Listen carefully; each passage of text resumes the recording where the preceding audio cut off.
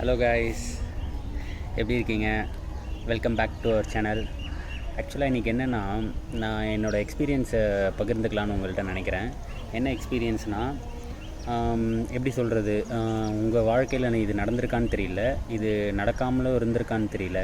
நடக்காமல் இருந்துச்சுன்னா அதை நடத்திடுங்க. என்னென்னா, நீங்கள் உங்கள் ஃப்ரெண்ட்ஸை மீட் பண்ணாமல் இருக்கலாம், லைக் டைம் இல்லாமல் இருக்கலாம், உங்கள் ஒர்க்கு ஆக்குப்பைடாக எல்லாமே பிஸியாக இருக்கலாம்.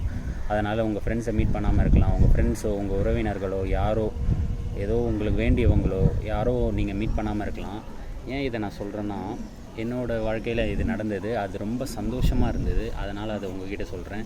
ஆக்சுவலாக என்னென்னா, நான் 2011 7th படிச்சிருந்தேன். இப்போ என்ன 2025 வந்துருச்சுங்களா?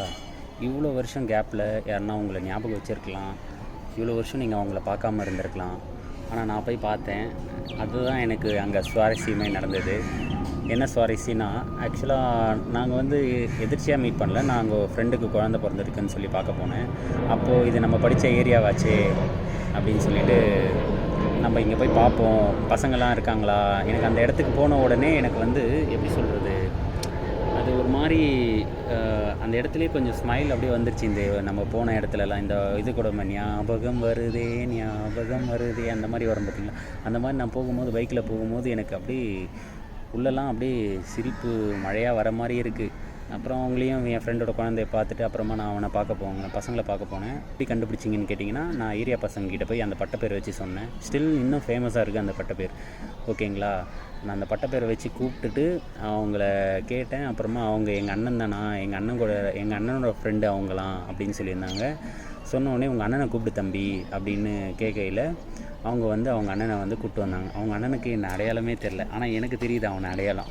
எனக்கு ரொம்ப சந்தோஷமாயிடுச்சு. யாரோ ஒருத்தனை மீட் பண்ணிவிட்டோம், அவனை வச்சு எல்லாம் லிங்க் பிடிச்சிடலாம், கனெக்ட் ஆகிடலாம் எல்லாருமே அப்படின்ட்டு.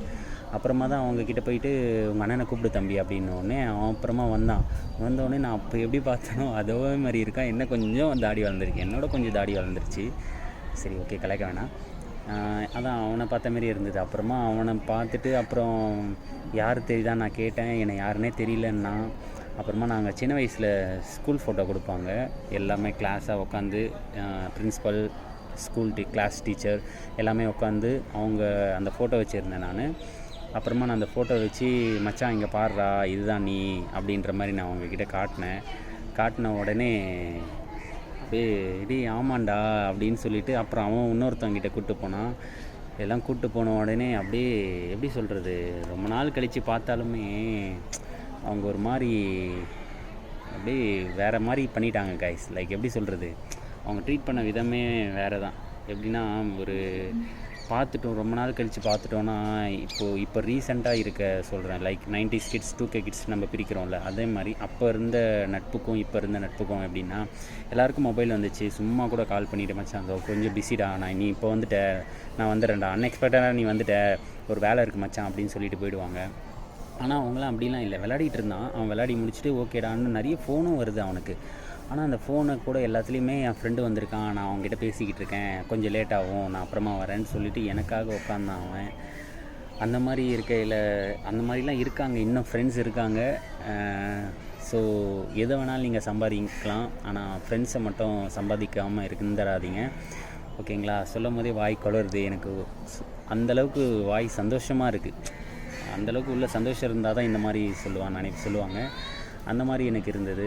அண்டு என்னென்னா, எப்படி சொல்கிறது, இப்போ இருக்க ஃப்ரெண்ட்ஸ் எல்லாம் ஃபோன் வருது, இந்த மாதிரி மச்சான் ஆளோட இருக்கேன் அப்படி இப்படின்ட்டு எதனா இப்போ தானே நாங்கள் வெளியே போகலான்னு இருக்கோம் அப்படி இப்படின்னு சொல்லி தட்டி கழிக்கிற ஃப்ரெண்ட்ஸை தான் பார்த்துருக்கேன்.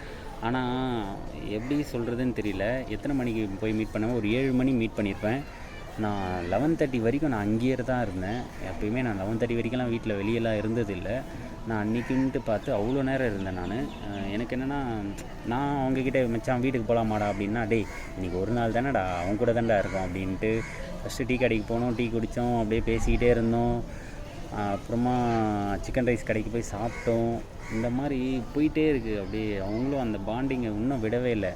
அந்த மாதிரி நட்பு கிடைக்கிறதுலாம் ரொம்ப கஷ்டம் கைஸ். ஸோ எது சம்பாதிக்கிறீங்களோ இல்லையோ, நட்பை சம்பாதிங்க. நட்பு தான் ரொம்ப ஒரு எப்படி சொல்கிறது, ஒரு டாக் பாசம் எவ்வளோ மேலானதோ அதே போல் நட்பும் பாசமும் வந்து மேலானது, உண்மையானது. உண்மையான நண்பர்கள் இருந்தால் அது உண்மையானது. இந்த காலத்தில் எல்லாருமே ஒரு மாதிரியாக தான் இருக்காங்க. ஸோ அவங்களெல்லாம் விட்டுருங்க. எப்படி சொல்கிறது, எல்லாரையும் குறை சொல்ல முடியாதுல்ல. ஒரு சில பேர் நல்லவங்களும் இருப்பாங்களே, அந்த மாதிரி இருந்த நண்பர்கள் தான் அவங்க எனக்கு. நான் இந்த வீடியோவோட எண்டில் வந்து இதுக்கப்புறம் நான் உங்கள்கிட்ட காட்டுறேன். இந்த வீடியோவோட எண்டில் வந்து நான் உங்கள்கிட்ட வந்து அந்த பிக்கையும் நாங்கள் கலந்து எடுத்த ஃபோட்டோவையும் அனுப்புகிறேன். நான் உங்களுக்கு இந்த வீடியோவில் வந்து அட்டாச் பண்ணுறேன்.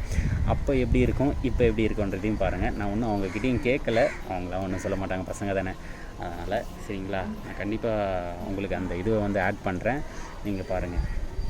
சரிங்களா, இதேமாரி உங்கள் வாழ்க்கையிலே நடந்திருந்தால் கமெண்ட் செக்ஷனில் தெரிவிங்க. ஓகேங்களா, நான் கண்டிப்பாக படிப்பேன், எல்லாத்தையும் படிப்பேன்.